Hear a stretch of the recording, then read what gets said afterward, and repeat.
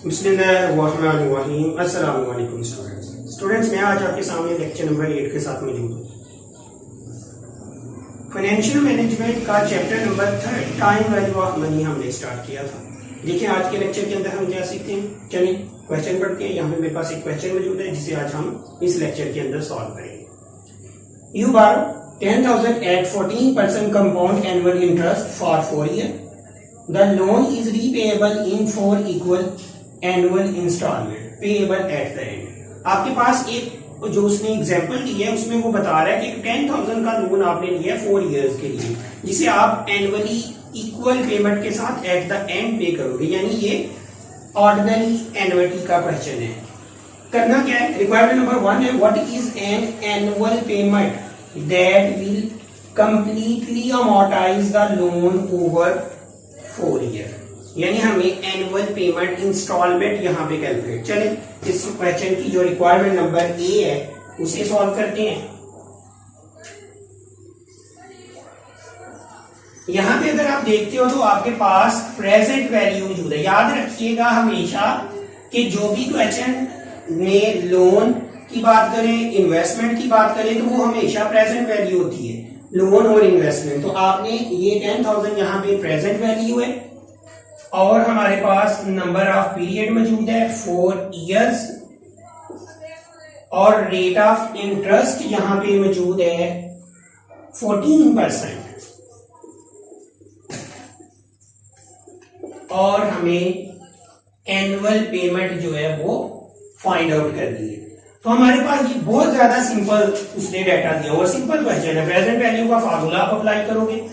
Present value is equal to annual payment into present value interest factor annuity rate of interest और number of period.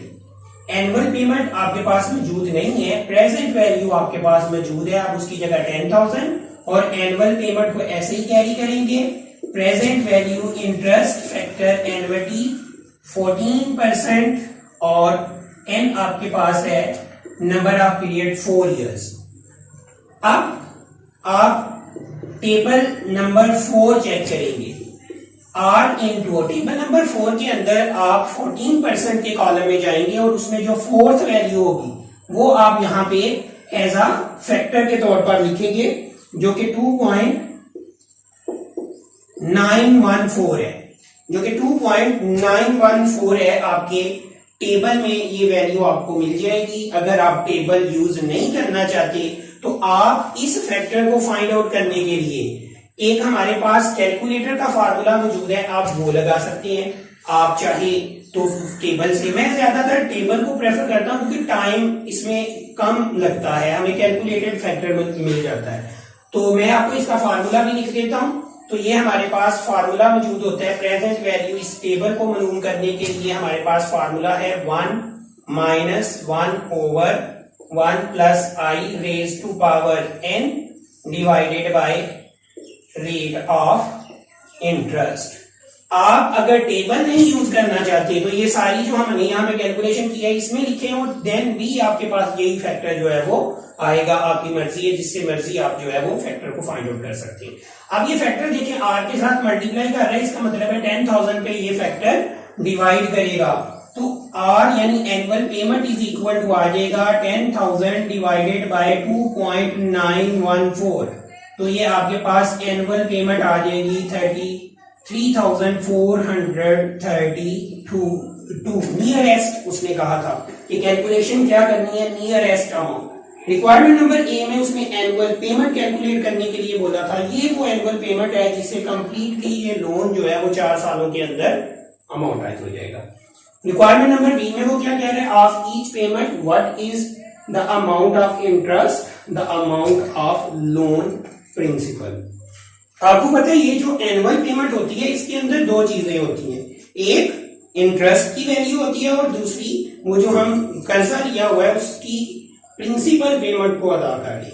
वो यहाँ पे इस requirement में वो ये कह रहा है कि आप हमें ये बता दें कि इस हर साल के अंदर ये जो हम एनुअली ये 4 दफा ये पेमेंट करेंगे, इस पेमेंट के अंदर कितना इंटरेस्ट है और कितना प्रिंसिपल अमाउंट है। तो उसके लिए हमें यहाँ पे रिक्वायरमेंट नंबर हम बी सॉल्व करते हैं और उसके लिए हमें यहाँ पे एक टेबल बनाना पड़ेगा जिसकी मदद से हम ये कैलकुलेशन देंगे। सबसे पहले कॉलम में आप लिखोगे एंड ऑफ ईयर, दूसरे कॉलम में हम लिखेंगे इंस्टॉलमेंट पेमेंट, तीसरे कॉलम के अंदर हम लिखेंगे एनुअल इंटरेस्ट,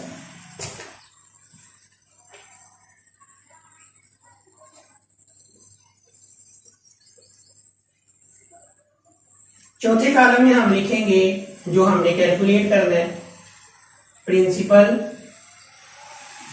अमाउंट, और पांचवें कॉलम में हम लिखेंगे remaining balance at end of year. यहां पे हम 0 से स्टार्ट करेंगे, 1 2 3 और 4 ईयर का उसने कैलकुलेशन के लिए दिया हुआ है।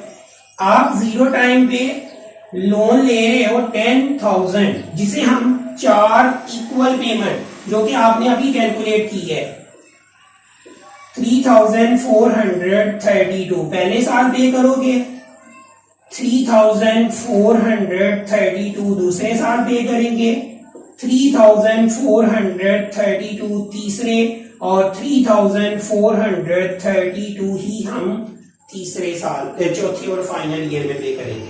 अब इसमें 14% इंटरेस्ट है और 14% इंटरेस्ट किस पे कैलकुलेट किया गया होता है 14, यानी ये जो रेट ऑफ इंटरेस्ट है 14% वो आपकी जो लोन की अमाउंट है उस पे कैलकुलेट किया। आप अगर 10,000 का 14% लेते हो तो यहां पे आ जाएगा 1400, यानी पहली इंस्टॉलमेंट के अंदर 1400 जो है वो लोन की जो इंटरेस्ट है उसकी पेमेंट है। अब हम ये उसमें दूसरी चीज के अमाउंट मालूम करने के लिए बोले प्रिंसिपल अमाउंट, तो सिंपल हम क्या करेंगे, इस जो एनुअल पेमेंट है उसमें से इंटरेस्ट की अमाउंट को लेस करेंगे तो आपके पास जो लोन की प्रिंसिपल अमाउंट है वो 2032 आ जाएगी। अब रिमेनिंग बैलेंस कैसे मालूम करेंगे, ये जो 2032 आया है ये इस प्रिंसिपल की अदायगी है, इसमें से ये आप माइनस कर दोगे तो 7,962 बाकी आ जाएगा। ये पहली इंस्टॉलमेंट के अंदर आप उसने कहा था इंटरेस्ट को अलहदा करें, उसने कहा था कि एनुअली जो इसका प्रिंसिपल अमाउंट है उसे अलहदा कर दें, तो ये आपने दोनों को पहले क्वेश्चन के अंदर जो पहली इंस्टॉलमेंट थी उसमें अलहदा कर दिया।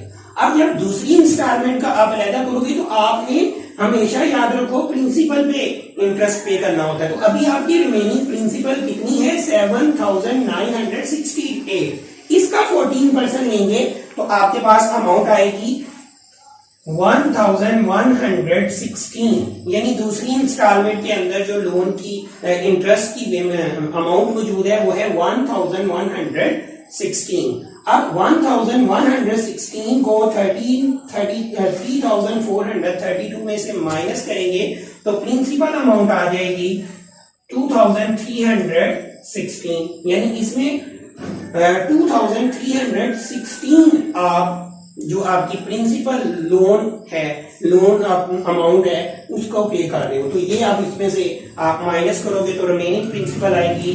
5,652 सेम एज इट इज।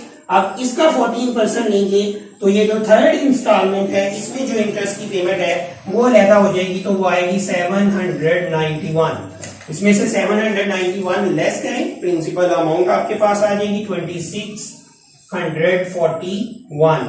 ये 2641 5652 में से जब आप लेस करोगे तो 3011, ये लास्ट जो आपका प्रिंसिपल अमाउंट है वो रह जाएगा 3011।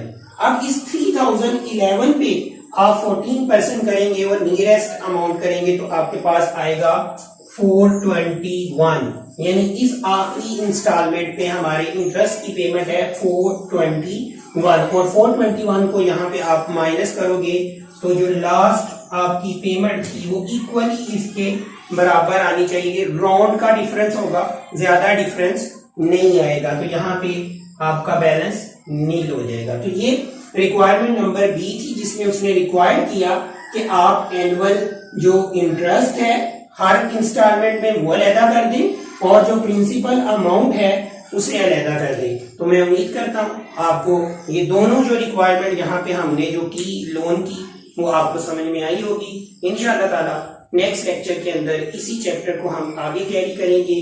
आप अगर चाहते हैं कि आपको हर नए आने वाले लेक्चर का नोटिफिकेशन मिले तो आपको जस्ट इतना करना है कि चैनल को सब्सक्राइब करें और शेयर करें ज्यादा से ज्यादा स्टूडेंट्स के साथ, ताकि वो बच्चे भी इन लेक्चर से मुस्तफीद हो सकें। तो इंशाअल्लाह ताला नेक्स्ट लेक्चर में मिलते हैं, तब तक के लिए इजाजत दें। अल्लाह हाफिज।